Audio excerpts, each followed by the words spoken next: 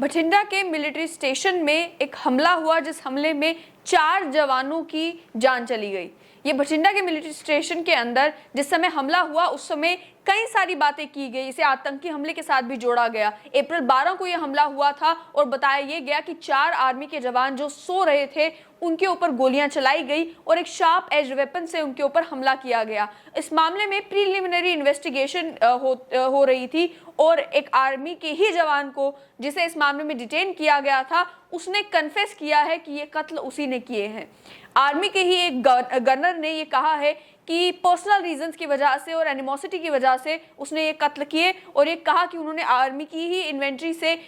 एक बंदूक और उसके अलावा कुछ गोलियां चुराई, उन्हें छुपा दिया और उसके बाद फर्स्ट फ्लोर पर जहां पर वो 4 जवान सो रहे थे वहां पर गया और उनके ऊपर गोलियां बरसाई और उन 4 जवानों की जान ले ली। इस मामले में कहा गया कि पंजाब पुलिस ने जिस आर्मी पर्सोनल को गिरफ्तार किया था, जिसका नाम गनर देसाई मोहन बताया जा रहा है, जिस समय उससे इंटेरोगेशन चल रही थी तो इंटेरोगेशन के दौरान उसने कन्फेस किया है कि ये जो हमला है वो उसी ने किया है। आर्टिलरी यूनिट जो आर्मी का था वहां से उसने पहले एक इंसास राइफल चुराई और उसके बाद अपने 4 कलीग्स की जान ले ली। इसमें इंडियन आर्मी का जो स्टेटमेंट है उस स्टेटमेंट में ये बताया गया है। ये भी कहा गया है कि इनिशियल इन्वेस्टिगेशन में निकल कर आ रहा है कि पर्सनल रीजंस की वजह से, एनिमोसिटी की वजह से, गुस्से की वजह से उस व्यक्ति ने इन 4 जवानों का कत्ल किया है। इसके साथ साथ में आर्मी का ये भी कहना है कि इस गनर मोहन ने वेपन चुराने के बाद और अर्ली मॉर्निंग में साथ में बुलेट्स चुराने के बाद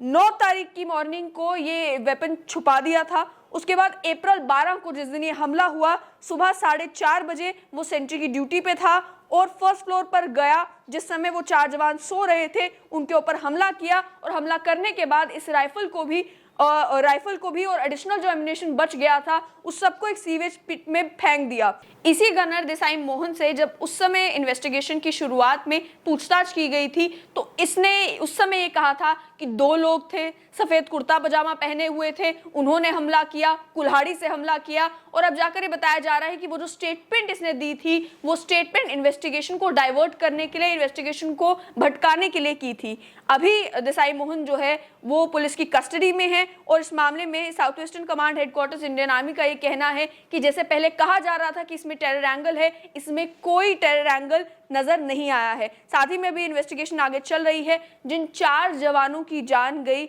उनका नाम सागर, कमलेश, संतोष और योगेश बताया जा रहा है। वो अपने रूम में उस समय सो रहे थे जिस समय उनके ऊपर हमला हुआ और अब जो है वो वेपन भी सीज कर लिया गया है और इन्वेस्टिगेशन आगे चल रही है मालूम करने के लिए कि आखिर क्या मेन कारण रहे जिस वजह से एक आर्मी के ही कर्मी ने 4 आर्मी के जवानों की जान ले ली।